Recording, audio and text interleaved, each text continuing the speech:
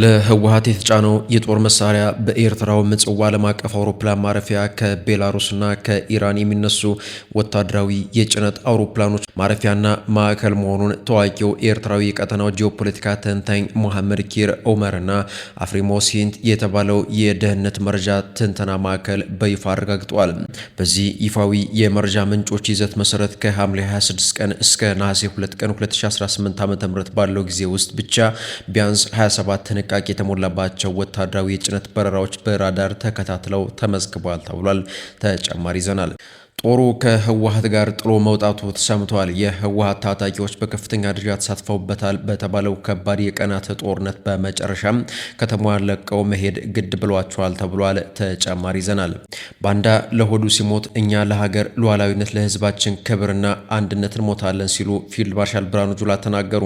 ሻዕቢያ ከጅምሩ ኢትዮጵያን ከባህር በር ለማድረግ ከታሪካዊ ጠላቶቻችን ጋር ጽምዶ ፈጥሮ ኢትዮጵያ ላይ ዳባ የሰራ ኃይል ነው ያሉት ፊልድ ማርሻል ብርሃኑ ጁላ ህወሓትም የኢትዮጵያን ብሔራዊ ጥቅም አሳልፎ የሸጠና ለ27 ዓመታት ስልጣን ይዞ ኢትዮጵያ የባህር በር እንድታጣ አጠናቅሮ የሰራ ቅጥረኛ የገዛ ሀገሩን ሰራዊት ያጠቃ የክህደት ኃይል ነው ሲሉ ገልጸዋል። ተጨማሪ ይዘናል። ኢራን የአሜሪካን የአየር ኃይል መከላከያ አቅም ለማዳከም ርካሽ ድሮኖችን እየተጠቀመች መሆኑ ተገለጸም። የተከበራችሁ የቻናላችን ቤተሰቦች እስከ መጨረሻው ድረስ አብራችሁን ስትቆዩ እነዚህና ሌሎችን በዝርዝር ታደምጣላችሁ። ለቻናላችን አዲስ የሆናችሁ ቻናላችንን ላይክ እና ሰብስክራይብ በማድረግ ቤተሰብ የሆኑ ወደ ዝርዝር መረጃዎች እናመራለን።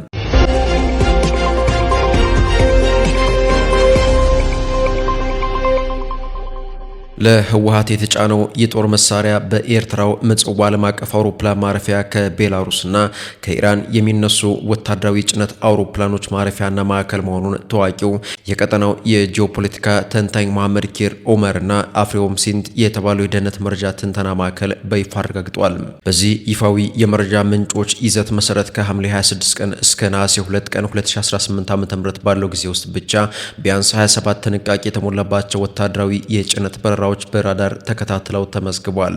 እነዚህ አውሮፕላኖች በብዛት ከቱርክ ከግብጽና ከቤላሩስ የተነሱ ሲሆን ለሱዳን መደበኛ ጦር ሳፍና ለትግራይ ታጣቂዎች ወታደራዊ ቁሳቁሶችን የሚያጓጉዙ መሆናቸውን አፍሪሞሲንት የደህንነት ምንጮቹን ዋቢ በማድረግ ዘግቧል። እነዚህ በረራዎች መካከል 20 ያህሉ በፖርት ሱዳን፣ 3ቱ በደቡብ ምዕራብ ግብጽ በሚገኘው ኳናይት ወታደራዊ ማዕከል፣ 4ቱ ደግሞ በኤርትራ ምጽዋ ከተማ ማረፋቸው በራዳር መከታተያ ዘዴዎች ተመዝግቧል። የፈጣን ደጋፊ ኃይሎች RSF እንደ አውሮፓውያን አቆጣጠር በ2025 አጋማሽ ላይ በፖርት ሱዳን ላይ ጥቃት መሰንዘራቸውን ተከትሎ በኤርትራው ምጽዋ አውሮፕላን ማረፊያ ላይ ያለው ወታደራዊ የጭነት በረራ እንቅስቃሴ በከፍተኛ ሁኔታ ጨምሯል። በተለይ ከሐምሌ 14 እስከ ሐምሌ 24 ቀን 2018 ዓ.ም ባለው ጊዜ ውስጥ ብቻ ሮቢስተር በተባለው የቤላሩሱ አየር መንገድ የሚንቀሳቀሰውና የምዝገባ ቁጥሩ EW53 የሆነው ግዙፉ የኢሉሽን የጭነት አውሮፕላን 4 ጊዜ ወደ ምጽዋ ተከታታይ በረራዎችን ማድረጉ ተረጋግጧል። ፕሬዝዳንት ኢሳያስና የሱዳን ጦር ኃይል አዛዥ የሆኑት ጄኔራል አብዱል ፈታህ ቡርሃን ከተወሰነ ጊዜ ወዲህ የኃይል አስተላለፋቸውን በአንድ መስመር አድርጓል። ነሐሴ 4 ቀን 2026 የወጣው የሳተላይት ምስል ማረፊያው ላይ 2 የአይል 76 ቲዲ እና 1 የኤኤን 12 ወታደራዊ የጭነት አውሮፕላኖች በግልጽ መቆማቸውን ያሳያል። የጂኦፖለቲካ ተንታኙ ሙሐመድ ኪር ዑመር በኤክስ መልእክታቸው እንደተቆሙት ህወሓት በአሁኑ ወቅት ሰፊ ወታደራዊ ቁሳቁስ አቅርቦቶችን እያገኛለው በዚሁ በምጽዋ ወደብና አውሮፕላን ማረፊያ በኩል ነው። ይህ በአስመራ አስተዳደር ይሁንታ እየተከናወነ መሆኑም ተመላክቷል።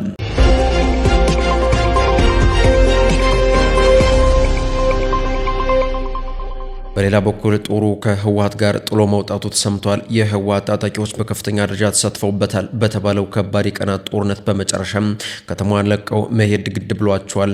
ግልጽ ያልሆነ ሚስጥራዊ የሁለትዮሽ ስምምነት በህወሓት በኩል ከትግራይ የተላኩ ታጣቂዎች አንዳንዶቹ በውጊያው ሲገደሉ፣ የተወሰኑት ደግሞ ከሱዳን ብሔራዊ ጦር ጋር በመሆን አፈግፍጓል ተብሏል።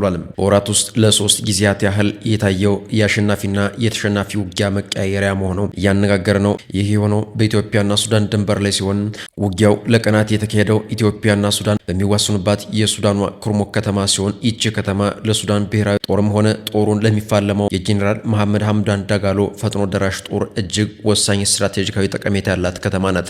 ሰሞኑን የህወሓት ታጣቂዎች በጄኔራል አብዱል ፈታል ቡራን የሚመራው የሱዳን ብሔራዊ ጦር ከተማዋን በእጃቸው ይዘው ለመቆየት ብርቱ ተጋድሎ ሲያደርጉ እንደከረሙ የሱዳን ትሪቢዩን ዘገባ አመልክቷል። ሰሞኑን የማጥቃት ውጊያውን የከፈተው የሱዳን ፈጥኖ ደራሽ ጦር ሲሆን ውጊያው እጅግ አድካሚ በሆነ መልኩ ለቀናት ተካሂዷል። በዚህ ውጊያ የሱዳን ብሔራዊ ጦር ምሽጉን ለቆ እንዲወጣ ያደረገው ለ3 ቀናት ያህል በሱዳን ጦር ምሽግ ላይ ከኢትዮጵያ ግዛት ውስጥ ሲተኮስ ከነበረው ከባድ መሳሪያና ረጅም ርቀት ድሮን ጥቃት ጋር በተያያዘ ነው ሲሉ አንድ ወታደራዊ ምንጭ ነግረውኛል በማለት ሱዳን ትሪቢዩን ጨምሮ በዘገባው አሰራጭቷል። በዚህም የሰሞኑ የሱዳን ጦርነት የኢትዮጵያ ስም በማንሳት በኩል በዘገባው ስማቸው ካልተጠቀሱ አንድ የሱዳን ወታደራዊ ምንጭ ውጪ እስካሁን ባለው ሁኔታ በሱዳን መንግስት በኩል በይፋ የቀረበ ክስ ሆኖ አልታየም። እስካሁን ባለው ሁኔታ በኢትዮጵያ መንግስት በኩልም የተሰጠ ምንም ምላሽ አልተሰማም።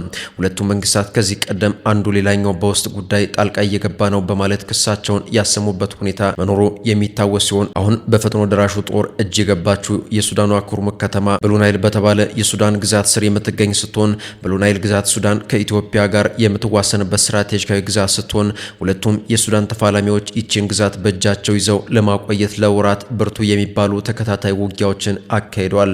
የሱዳን መንግስት በብሉ ናይል በኩል ባለው ድንበር የኢትዮጵያ መንግስት የፈጥኖ ደራሽ ጦሩን እያገዘ ነው በማለት ከዚህ ቀደም ክሱን ያሰማበትና የኢትዮጵያ መንግስትም ለዚሁ ክስ ምላሹን የሰጠበት ሁኔታ እንደነበር የሚታወስ ነው።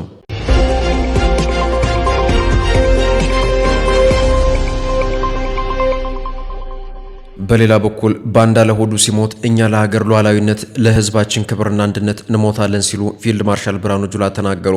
ሻዕቢያ ከጅምሩ ኢትዮጵያን ከባህር በር ለማራቅ ከታሪካዊ ጠላቶቻችን ጋር ጽምዶ ፈጥሮ ኢትዮጵያ ላይ ዳባ የሰራ ኃይል ነው ያሉት ፊልድ ማርሻል ብርሃኑ ጁላ ህወሓትም የኢትዮጵያን ብሔራዊ ጥቅም አሳልፎ የሸጠና ለ27 ዓመታት ስልጣን ይዞ ኢትዮጵያ የባህር በር እንድታጣ አጠናክሮ የሰራ ቅጥረኛ የገዛ ሀገሩን ሰራዊት ያጠቃ የክህደት ኃይል ነው ብለዋል። ኢትዮጵያ በተደጋጋሚ በህወሓት ክደት የተፈተነች ነገር ግን ጸንታ የቆመች የልዩ ዘመቻ ሰራዊት መሰል ተንቃራ አርበኛ ልጆች ያሏት አገር ስለሆነች ጉዟን ቀጥላለች ሲሉም አክለዋል። የጥፋት ኃይሎች በባንዳ ስትራቴጂ ስር ተሰልፈው ኢትዮጵያን የማዳከምና የማፍረስ ጽምዶ የተባለ ጥምረት ቀርጸው ህዝባችንን ለስቃይና መከራ በመዳረግ ደካማ ኢትዮጵያን ለማየት ጓጉተው ቢሰሩም ይህ ፍላጎታቸው መቼም ሊሳካ እንደማይችልም አሳይተናቸዋል ሲሉ ገልጿል። ወያኔ የኢትዮጵያን ህዝብ በመከፋፈል እርስ በርሱ እንዳይተማመን ያደርግ እንደነበረ አስታውሰው የትግራይን ህዝብ ደግሞ የኢትዮጵያ ልጆች እየመጡበትና እየከበቡ ነው እያለ ከወንድም የኢትዮጵያ ህዝብ ጋር በጠላትነት እንዲተያይ ሲሰራ የኖረ ኩይ ፖለቲካ አራማጅ ጸረ አገር ኃይል ነው ብለዋልም።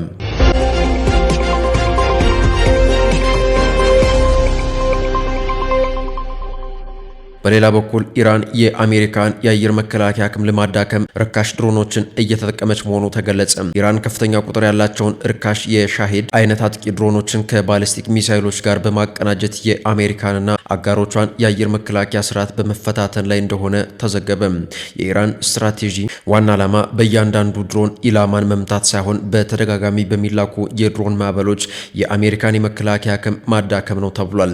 ይህ አካሄድ የአሜሪካን ውድ ሚሳይሎች በዝቅተኛ ዋጋ በሚገመቱ የኢራን ድሮኖች ላይ እንዲባክኑ በማድረግ በሁለቱ ሀገራት መካከል የኢኮኖሚና የመከላከያ ሚዛን መዛባትን እንዲፈጥር እያደረገ መሆኑን ወታደራዊ ተንታኞች ገልጸዋል።